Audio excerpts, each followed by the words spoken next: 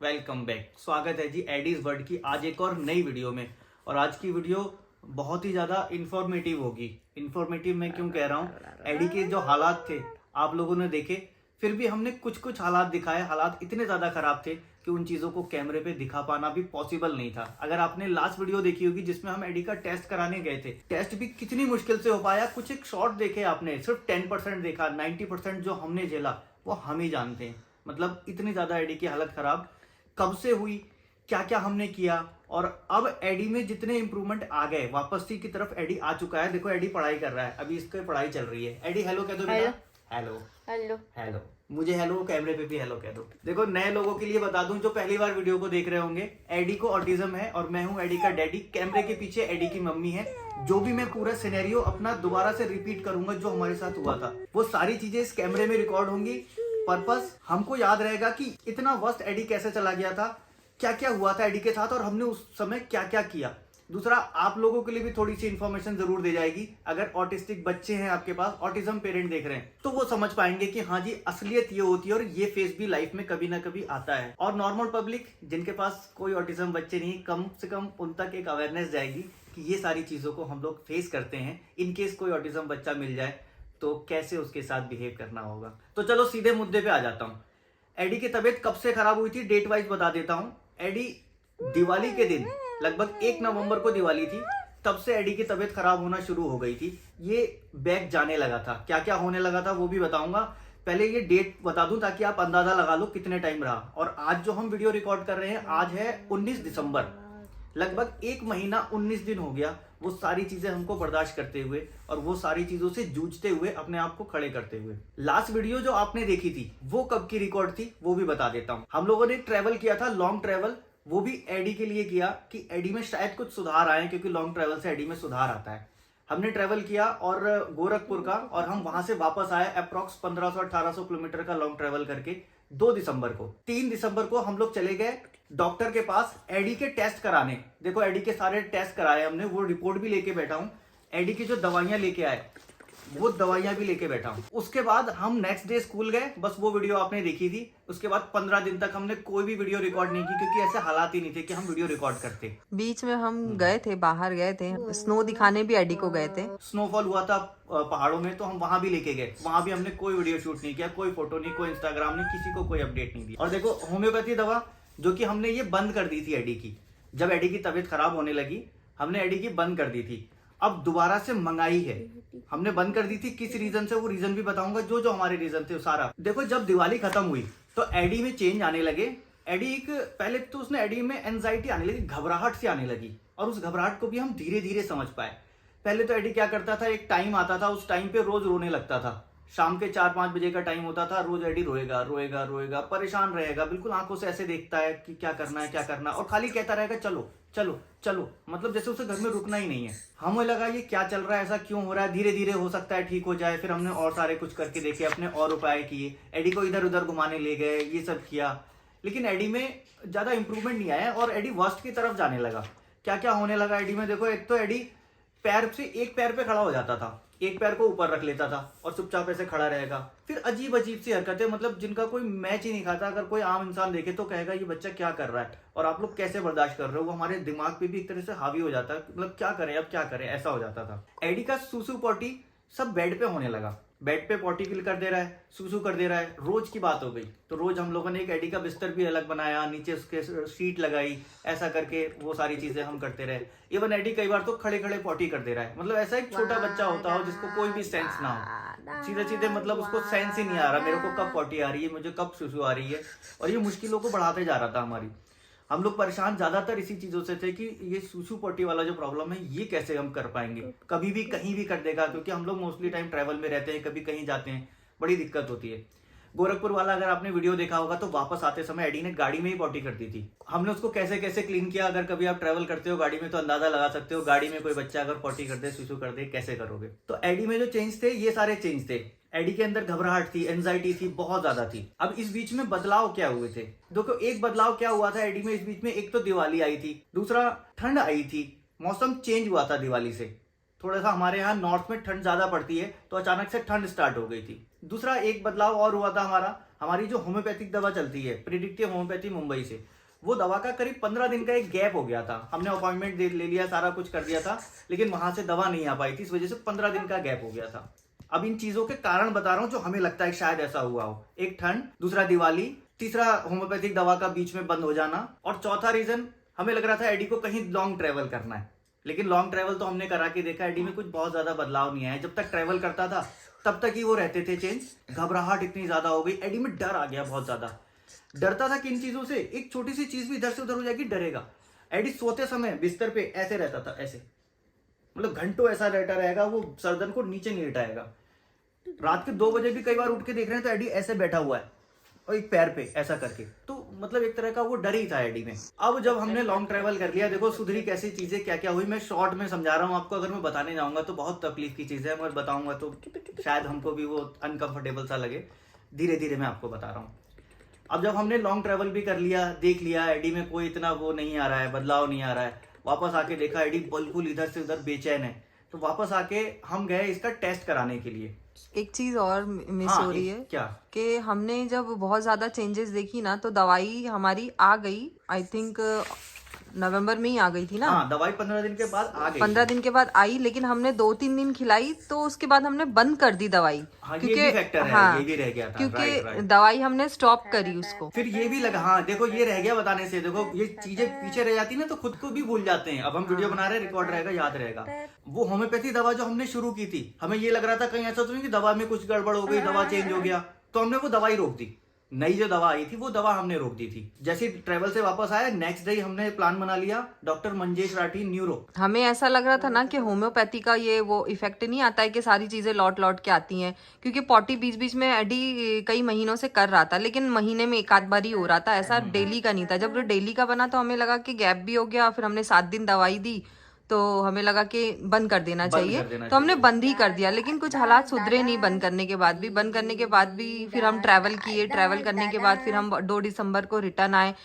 थकान इतनी थी, सब कुछ उसने पॉटी वॉटी कर रखी थी, हम 2-3 रातों तक सोए भी नहीं थे।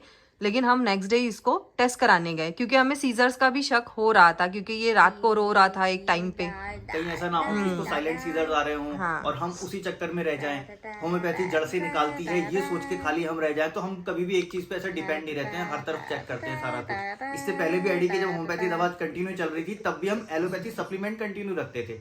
तो जब हम गए डॉक्टर मंजेश राठी के पास मुरादाबाद, हमने तो उन्होंने सुजेस्ट किया कि आप इसके 2 टेस्ट करा दीजिए, एक ईईजी और एक वेम टेस्ट। दोनों टेस्ट की देखो ये रिपोर्ट है, लगभग 3,500 या 4,000 रुपए के टेस्ट हुए थे। ये टेस्ट रिपोर्ट है, देखो किधर है, मैं आपको दिखा देता हूँ ताकि मुझे भी याद रहे। एडी ने टेस्ट भी बड़ी मुश्किल से करा नहीं रहा था। पहले तो हम मेडिसिन देना नहीं चाह रहे थे टेस्ट के टाइम। डॉक्टर ने बोला अगर सीधे से करा लेता है तो ठीक है, लेकिन हमेशा वो टेस्ट कराता है, हर साल भर 6 महीने में हम इसके रिपीट करते हैं ये सारे टेस्ट। लेकिन हमने फिर से इसको कराया तो ये नहीं किया। रिपोर्ट कहीं रह गई मेरे ख्याल से। चलो ठीक है, मैं आपको वैसे बता देता हूँ।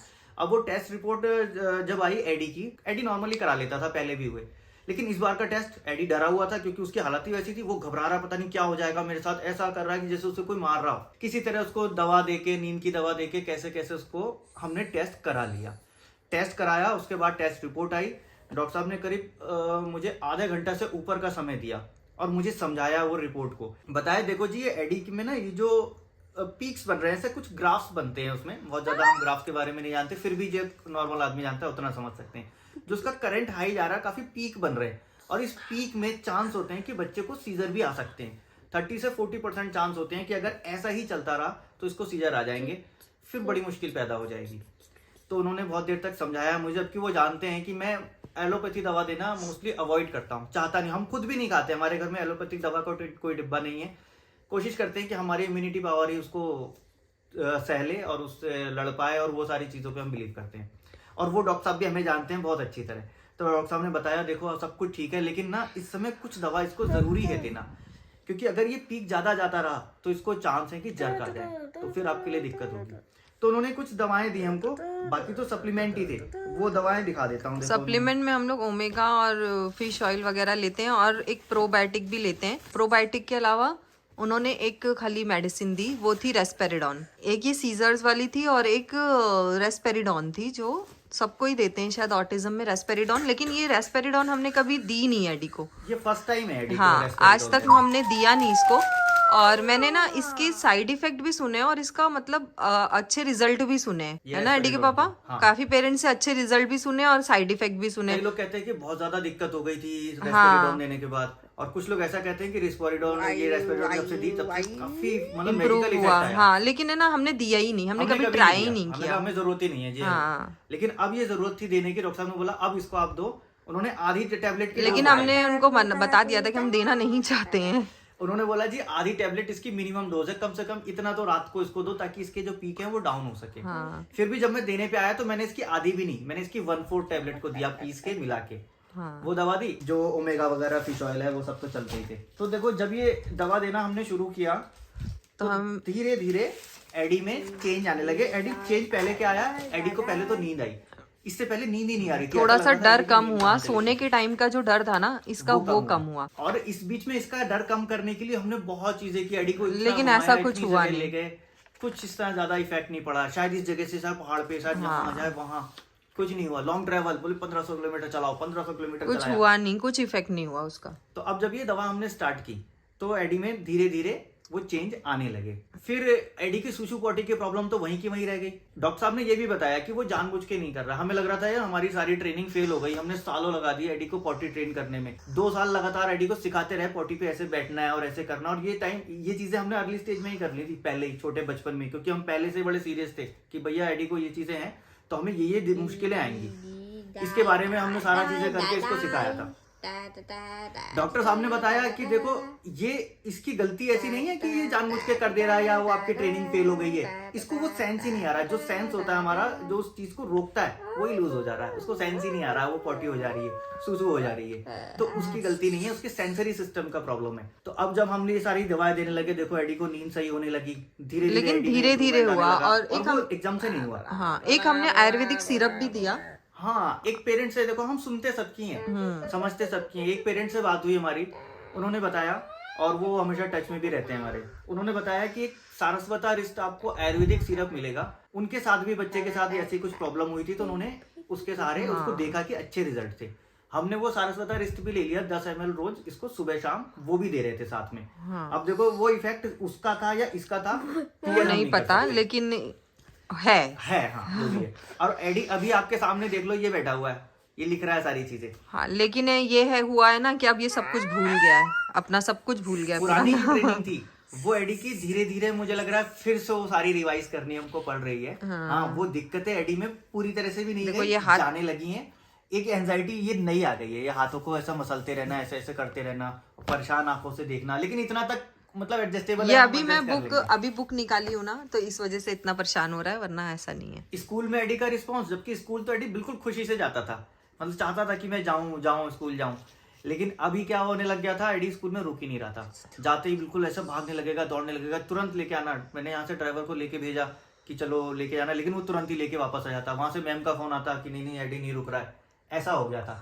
लेकिन अब 2 दिन से ऐसा है कि एडी स्कूल में रुक रहा है और कलर भी कर रहा है, थोड़ा बहुत बैठने लगा है। तो अब जब मैं ये वीडियो बना रहा हूँ तो इसलिए बना रहा हूँ कि हाँ अब एडी नॉर्मल की तरफ जा रहा है। और इस बीच 15-16 दिन हमने कोई वीडियो रिकॉर्ड नहीं की, ना हमारा ध्यान था इस यूट्यूब की तरफ कि हम वीडियो बनाएं या किसी को दिखाएं बनाएं तो तब जब हम खुद होश में हो। अब हम होश में आने लगे, इस वीडियो को भी रिकॉर्ड कर दे रहे हैं ताकि याद रहे हमको खुद कि ऐसा ऐसा एडी के साथ हुआ था और इन चीजों के इफेक्ट आए थे, ऐसा हुआ था। और दूसरी चीज, आप लोग, आपके पास अगर बच्चे हैं तो आप भी समझ पाओ जी ऐसा होता है। कुछ ऐसा ना समझो कि यार ये तो मेरे साथ ही हो गया। कई बार पेरेंट को ऐसा भी लगता है कि यार मेरे बच्चे के साथ ही ऐसा क्यों हो रहा है, ऐसा है। तो इससे एक दिलासा भी मिलता है कि नहीं यार जी उनके साथ भी ऐसा था और इतने समय में ये ऐसे ऐसे ठीक हो गया। तो घबराने की ये ऑटिज्म में ऐसे ऊपर नीचे फेज आएंगे ही आएंगे। लेकिन एडी अभी 9-10 साल का हो गया, आज तक ये फेस हमने कभी नहीं देखा। ये पहली बार देखा था। इसको देख के हम बहुत घबरा गए थे और इतने ज्यादा कि अभी डीमोटिवेट तो खैर से नहीं कहेंगे, डीमोटिवेट तो नहीं हुए थे, लेकिन हाँ क्या करें, घर भेज दें, इधर कर दें, उधर कर दें, कैसा कर दें, एडी को कैसे सही कर लें, मतलब सारे ख्यालात दिमाग में चल रहे थे। एडी के पापा का ये प्रॉब्लम है ना, ऐसे परेशान होते हैं ना कि बार बार हर आधे घंटे में 1 घंटे में एक नया प्लान मुझसे डिस्कस करने लगेंगे। मैं परेशान हो गई इनसे कि यार मैं कुछ नहीं बोल रही हूँ, मैं टेंशन नहीं लेने की कोशिश कर रही हूँ, तो बीच बीच में आके मुझे प्लानिंग अपने डिस्कस करेंगे। एक काम करते हैं ना, ये कर लेते हैं, एक काम करते हैं, वो कर लेते हैं, फिर चलो ये दवा बंद कर देते हैं, अब मैं ये दवा नहीं दे रहा हूँ। मैं बोली अभी दो, क्योंकि डॉक्टर ने भी बोला ये रेस्पेरिडोन चलाओ, उसको ग्रेजुअली कम करना, एकदम से आप बंद नहीं कर सकते। तो अब इनको ये भी प्रॉब्लम है, देना नहीं, लेकिन ये है कि मेरे बच्चे को इफेक्ट अच्छे आ रहे हैं, अच्छे आ रहे हैं, तो मैं ये चाहती हूँ कि अभी मैं कंटिन्यू करूँ कम से कम 20-25 दिन, उसके बाद मैं ग्रेजुअली उसको कम करके खत्म कर दूं। और डॉक्टर साहब भी ना, वो जानते हैं हम नहीं देना चाहते हैं, तो वो कम ही करेंगे। और देखो मेरी परेशानी का मकसद ये था ना, मैं बहुत बड़ी बड़ी चीजों में भी जल्दी घबराता नहीं हूँ, बहुत बड़ी बड़ी चीज हम लोग ऐसे ही निपटा लेते हैं। एडी की चीजों में घबरा जाते हो? एडी की चीजों में घबराता हूँ, मैं वही बताने जा रहा हूँ।